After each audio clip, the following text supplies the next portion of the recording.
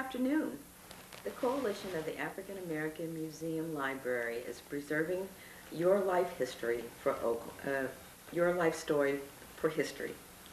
Why don't you start by introducing yourself? My name is Garnett Quinn. I was born in Berkeley, California. I now reside in Stockton, California. I'm an engineering contractor, general building contractor, air conditioning heating contractor, and real estate broker. I live with my wife. I have 2 children. Very good. We're going to sort of go through your chronology of events of your life. Beginning, if you tell me a little bit about your life as a child in Berkeley in the 1920s and 30s. Where were you born in Berkeley? I was born on the corner of Prince Street and Sacramento in South Berkeley. And I went to local schools there, Lincoln Grammar School on King and Prince Street. I then moved to East Oakland and lived with an aunt and went to Hamilton Junior High School on 35th Avenue. I left there and went to Fremont High at the corner of High Street. And okay. When you were living in Berkeley as a young child, was there anything significant about that house that you grew up in Prince Street? Yes, it was. My father bought a lot, and he had his in-law come from New Orleans, his wife's brother, and they built the home on the corner of Prince and Sacramento. He bought the lot, and they built the home. It was built the time I was born, about 1923. What was that neighborhood like as a child growing up? It was a mixed neighborhood. At that time, it was mostly Caucasian people. We were 2 black families and 1 Japanese family. I think the parents later went to the Japanese internment. But that was a mixed neighborhood. Mm-hmm. Did you have any siblings? Yes, I had a brother, Garrett, who was born about 1912, and he died in the flu epidemic of 1917. And my brother, Claude. Claude was born in 1914, and he passed away in 1986. Those were only 2 siblings I had. Mm-hmm. And you went to Hamilton Junior High in Oakland, and then later high school in Fremont. Is that correct? Fremont High School, and I graduated from University High. At that time was on Grove Street. It's now Martin Luther King, and the school's not there anymore. What were some of your favorite subjects or activities when you were in high school? Oh, I don't remember that many. I think I did pretty well in math. This really helped me later in life, though, but that's all I can remember. And did you participate in any sports in high school? Yes, track and field. I was at Fremont High. We were on the field team was, let me see, Kurt Theobald and Fuzzy Lewis and myself in the 100 by 2 to 100. And we won the championship that year. It was in 1940 or 41. But I did quite well in the sprints, 100 and 220. Mm-hmm. Where did you go to college? Oh, and I graduated from high school. I went to Marin Junior College in Kenfield for a short time because the war was starting. It was must have been 1941, 42. And I worked there, I stayed there, attended, I should say, a very short time before I started working at Kaiser Shipyard. Mm-hmm. And then you went to Alabama State College, did you say? Oh no, I was drafted from that station in life, so to speak, to the Army, and I started an Army career about then. Mm-hmm. Let me just go back a little bit. When you were working at Kaiser, was that during the war? Was a big boom in the construction of ships then? Yes, it was. They had 4 shipyards, and they worked around the clock building ships, and I was a chipper for a while, the chipper leaderman, and before I left. What does that mean? Well, a chipper is a person that chips out wells that the inspectors find was default or defective. And he'd mark them, and they'd take the chipping gun, it had an oyster knife on it, and chip out the old well so a welder could put a new arc well in there. And was that a good paying job in comparison with the market? It was excellent because prior to that was a depression and no one had any money. And that was paid awful well. It was the Boilermakers Union. It was a unionized job, and it was extremely a good job. What did people your age do for entertainment in those days? We went to see Jimmy Lunsford and Count Basie, Chick Webb, Duke Wellington. That was the jitterbug rage at the time. They had jitterbug contests, and that's partly. And then sports, of course. We had some people in our group. There was Don Barksdale, that you may know, and M. Chapman excelled in basketball at UCLA, and of course there was Mel Reed, and others had done quite well in football. So that's what we did. So now tell me about getting drafted, and where did you go when you first got drafted? Oh, I went to Fort Pillington, I think, in that area anyway, and then went to Texas for basic training, and went up from there. So what part of Texas were you in for your training? It was right in the Panhandle. I don't know the name of the field at the time, but I was in Midland. Well, I went to Midland for bombardier navigation training, a little further on in the service. But when I first was inducted and did basic training, I was a company clerk at this at this airfield, and I learned from that that they needed pilots and airmen for a segregated Air Force in Tuskegee, and I made application about that time, and then was selected. Yeah. And tell me something about your training at Tuskegee. Oh, well, we were invited, and first thing we went to Tuskegee Institute, and we studied physics, math, and chemistry, and that sort of things, and subject relative to flight. And if you continue to pass, you went to the Tuskegee Airfield. And at that time, I could go, I passed for all three, for bombardier, navigator, and pilot. So they sent me to a pilot, I'd say a bombardier school in Midland, Texas. And we stayed there a short period of time, I imagine 6 months. And if you passed that and learned how to bomb with the Norden bomb sight, it was rather new then, very secretive. When you check one of those out to practice with, you had to check out a Army 45 because it was that secret. Anyway. What do you mean you had to check out an Army 45? A gun, you mean? Yeah. It was a side weapon, strap it to your side, and you check out the bomb head for the Norton bomb sight. Oh, I see. Very secretive, because it could bomb through anything but an overcast. Very accurate, and was secret at that time. So anyway, we graduated from there in about a few months, 6, 8 months, something like that. From Tuskegee Training Center? Well, no, it was Midland at the time, Midland Air Force. And that was a school for bombardiers and navigation, because on light bombardment, say the B-25, the bombardier was also the navigator, and you had to learn both. He was also the top gunner. We had to go to gunnery in the top turret. When you finished Midland, did you get a commission? Yes, I was a commissioned officer at that time. Okay. And then you went into Tuskegee's training? Yes, I was also a pilot, and they needed pilots then, so they sent a few of us to Tuskegee. Again, this time to the airfield to start flight training. We started in the primary, which was the AT-19 or the PT-19. Then if you finish that, and they were very difficult. Not too many of them finished. Then they went into the AT-6, which is basic, and then to the B-25 if you could continue. And after Tuskegee, what did you do? Oh, I was in the, of course, the Deep South, right near just a few miles from Montgomery.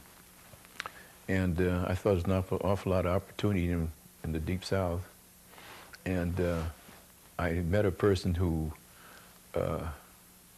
used to make racing cars at Terre Haute, Indiana. And he took me on. I wanted to learn engine mechanics and also body and fender work. They had a big garage. And so I learned that and I went to school at Alabama State. In the meantime, did both. To college at Alabama State University. Yeah. Before we go into that part, let me digress just a moment. After your training and graduation from Tuskegee Airman, did you work as an instructor there? Did you teach cadets? Oh, yes, I did. The war was about over in 1945. And they had a few cadet classes going through. And I was an instructor in their cadet ground school. Taught courses like aircraft and naval recognition and a few other things I can't remember. All right, and then you went to work, started working in Alabama and attending school, and you later became a teacher with the state's Veterans Program. Can you tell me about that? Yes. While working at the garage, they needed St. Jude's Educational Institution, was a beautiful Catholic high school in Montgomery. And they needed instructors to work in the shops. And they heard about me at Snowden's garage in Montgomery. And they asked me to come over and interview, and I did, and I took a job there as an instructor at St. Jude's. Then I left there after a short period of time. They needed instructions in the instructors, I should say, in the state. And the State Department of Education offered me a job to be a state veterans coordinator. So I worked there. And how long did you stay in Alabama? Oh my goodness. I stayed there until I went to school at Cal. And I left there in 1951 because that was the last date of the GI Bill. After that date, you couldn't use it anymore. And I took some tests, correspondence with the registrar from Cal, and I passed them, and I came home at that time at 51. And what did you study primarily while a student at Cal? Was that engineering? Later it developed to be. Yes. And after leaving Cal, did you work for the state of California? Oh, yes. After leaving Cal, they were advertising for, the highway program started. It's expanded. They needed engineers bad, and I made an application, and they accepted me for a senior engineering aide with the state of California, so I quit my senior year. And in a few months, I was a junior civil engineer, and I took some tests, and I got to be an assistant bridge engineer and worked for the state until I quit in 1959. And from the Bay Area, you went to Sacramento? Well, yes. I went there from the highway department, which was in Oak Street, District 4 in San Francisco, to the bridge department where they designed bridges in Sacramento. It was a straight across the board type of transfer, and I worked there for a number of years. Mm-hmm. And was it in Sacramento that you embarked on your real estate career? Oh yes, I worked, as I said, with the bridge department. In the evening, I sold real estate. I learned how to. I took the test and passed it, and I was selling real estate on the side, and I did so well and made so much money I quit the state, and I went full-time selling real estate. And then from Sacramento, you moved to Stockton and became your own brokerage? Well, yes, there was a Benny Beachman that had a gas station here in town, and he sponsored me because you had to have a broker, and I was only a salesperson at that time under someone else. So Benny sponsored me, and we opened an office in Stockton. And in a short time, a year or so, I took the broker's test and passed it, and I opened my own office. And they had a redevelopment going on at the time, and sales were extremely good. And I stayed there. And you developed subdivisions while there? Oh, yes. I also got my contractor's license, engineering, because I had so much time with the state in the field and in the office, both design and construction. And I qualified for engineering contractor. And I took that test and passed it, and I also passed the building contractor.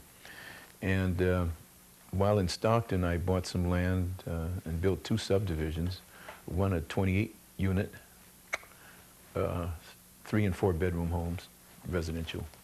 And I put everything in. In other words, I did the engineering with my engineering contractor's license. I did the curb, gutters, sidewalks, and that sort of thing. Then followed up by building the house. Built 28, and I built 32, not too far from there.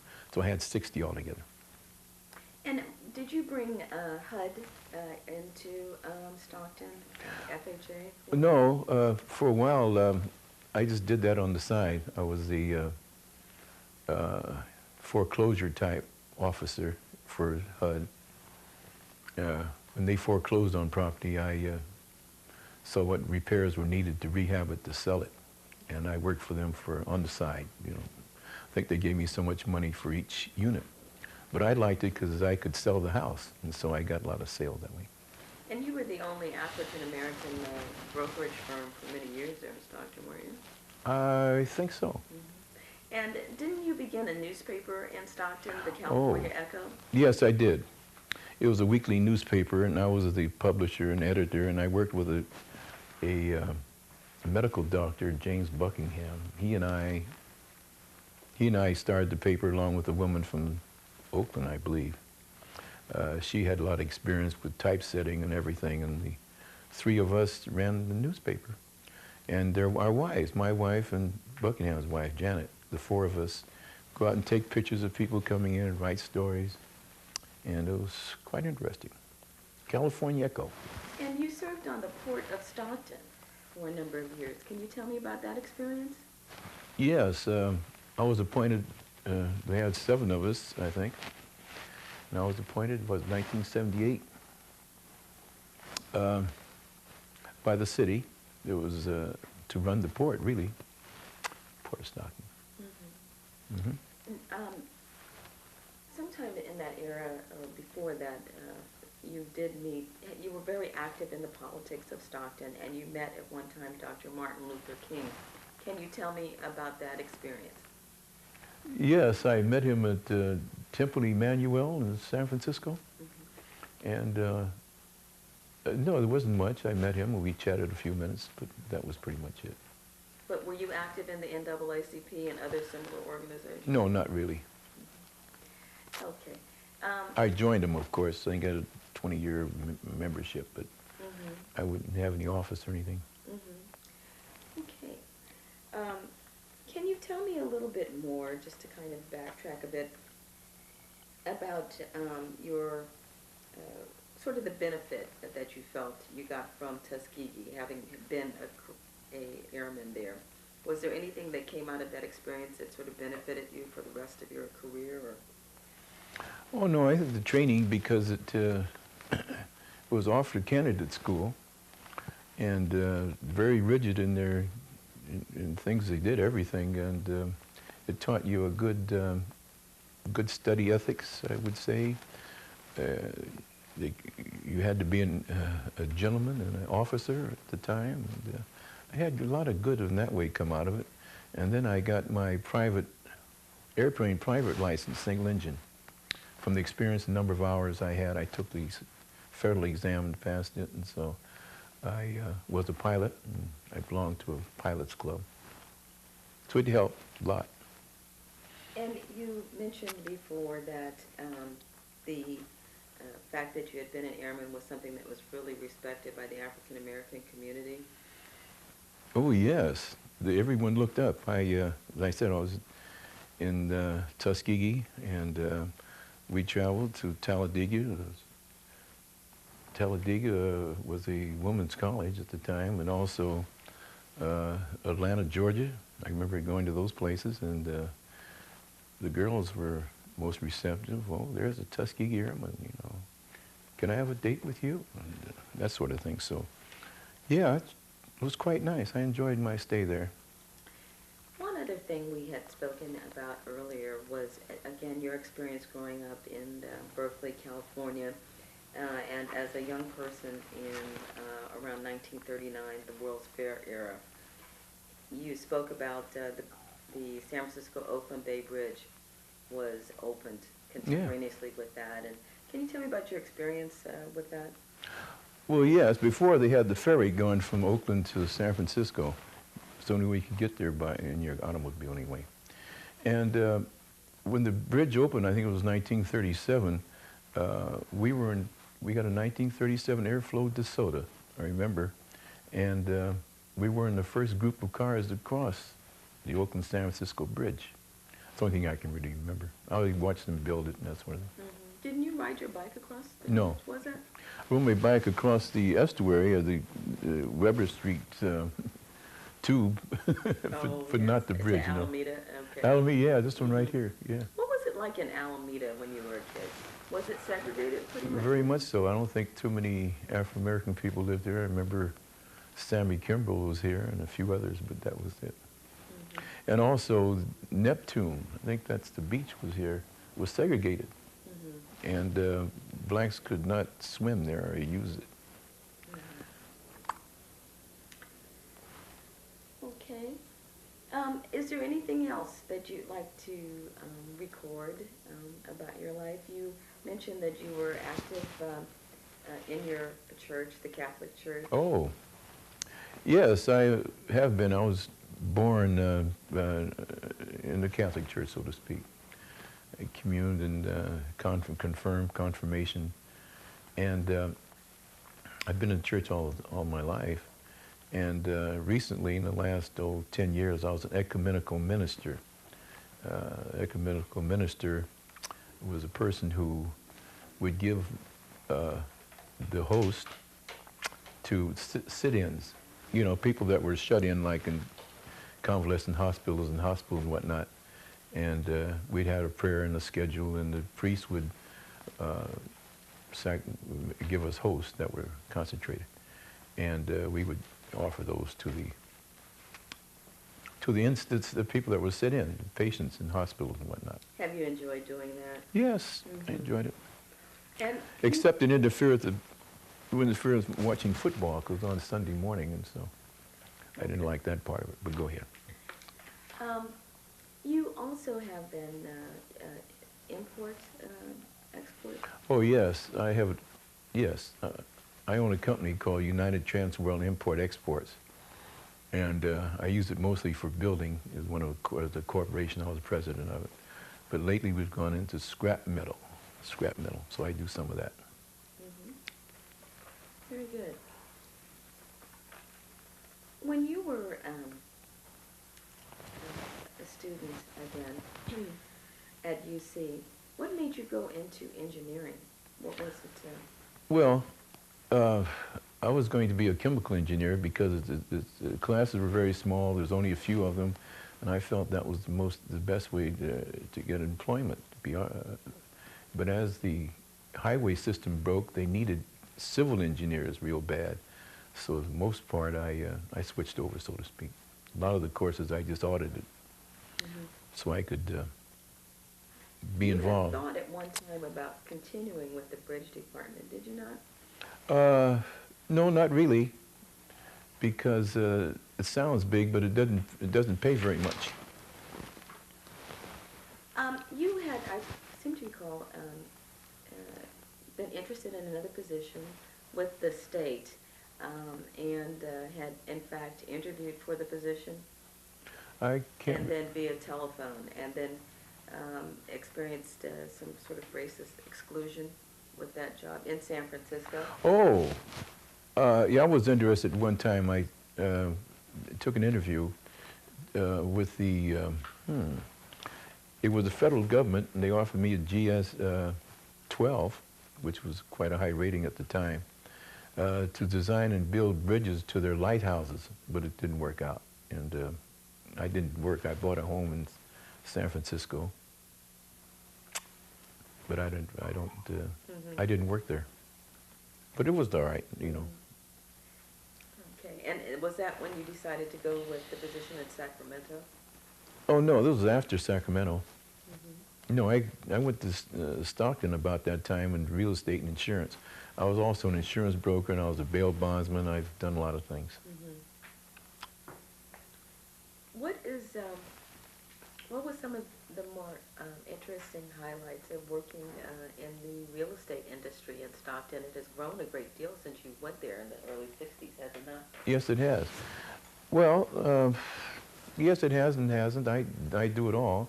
I also am a loan broker with Washington Mutual Bank, and I'm a loan broker with Choice One Funding. So I not only sell the houses, but I make the loans also. So. Do you belong to other organizations with the Tuskegee Airmen? You were No, I was on? with them for a while in Oakland. We met here in Alameda. And yeah, I've attended several meetings. I'm not active anymore. In fact, most people our age aren't with us anymore, and they're younger people now, and the few that are left that do attend are bringing young people, you know, helping them get into the aviation, not only as control tower operators, but as pilots and other things. So most of them are young now, I understand, and not, of course, Tuskegee Airmen, but they still help them.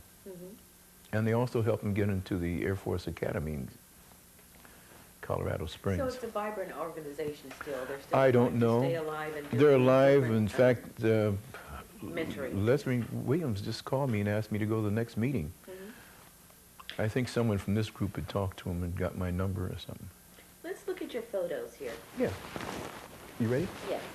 The first is a picture of my mother, Florence Arsenault Quinn. This was circa about 1905. And the next is the picture of me finishing the 220. I won the ACL at that time, ACLU. I was about, what, 17 or so. The next, I believe, is a class of a pilot, not pilot either, but bombardier navigator class at Midland, I think. I'm in the last row up there. And of that class, only about maybe 6 or 8 finished. The rest of them didn't finish. They'd wash you out. They would have formation in the morning for reveille, say at 6 o'clock, have breakfast. And after you had, at reveille, they would ask Jones, Smith, Harris, step forward.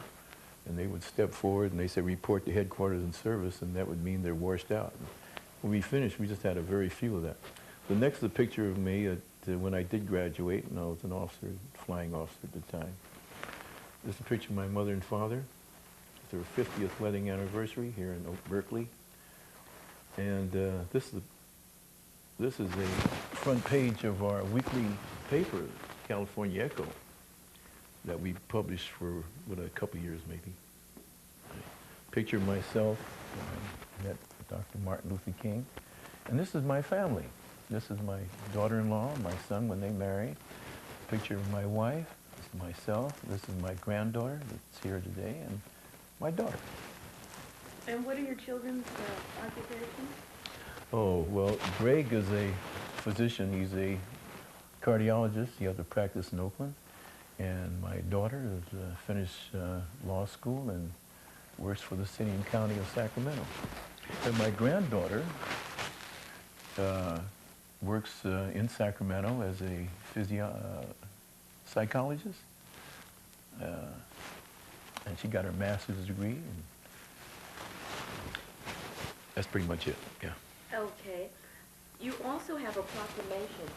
Oh. Yes, I do. Can you tell me something about that, please?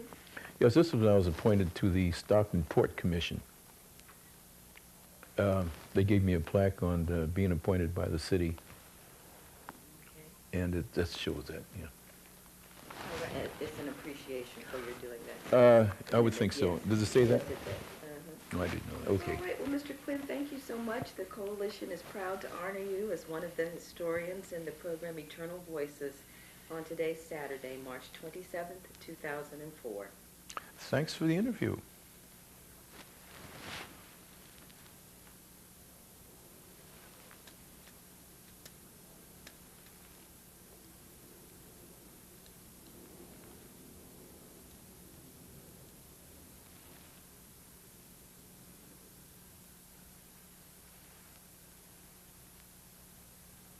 Mr. Quinn, I see that you have some photographs on your to your library.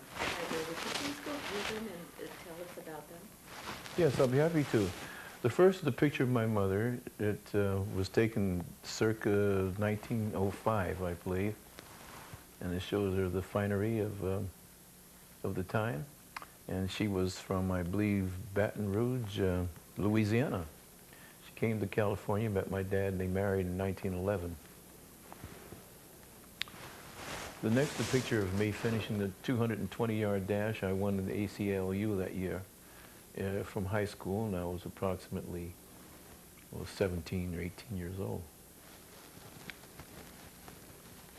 The next, a picture of the entry class. I believe, I'm pretty sure it was from Midland Air Force Base for the cadet program for bombardier navigators. And my picture's the third one from the left up on the side to the right. And of this class, there wasn't too many that graduated. I don't know how many, I'd say 6 or 8. The next is a picture of my graduation shortly after that. I was an officer at the time, a flight officer. I think I was a bombardier, navigator. The next is a picture of my mother and father at their 50th wedding anniversary. It was taken in Berkeley.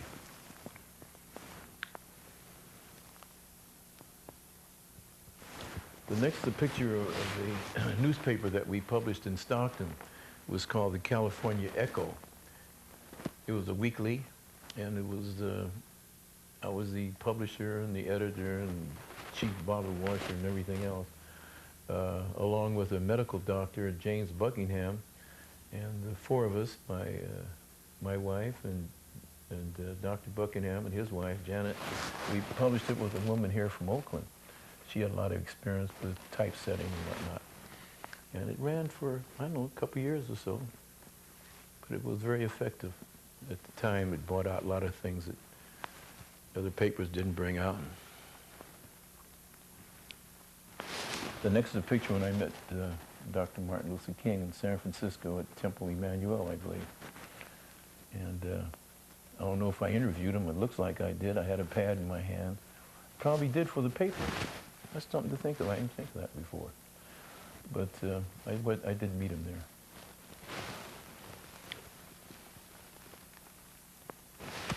The next is a picture of my family.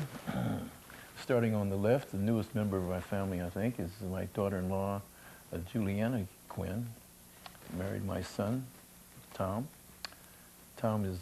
Juliana is a registered nurse now, and they live in Oakland. Tom is a physician. He is a cardiologist. This is a picture of my wife, a picture of me behind, a picture of my granddaughter, who's a psychologist, and a picture of my daughter, who finished law school and works for the city and county of San Francisco. That's it. Well, thank you, Mr. Quinn. The Coalition is proud to honor you as one of the historians in the program Eternal Voices on Saturday, March 27th, 2004. Thank you for having me.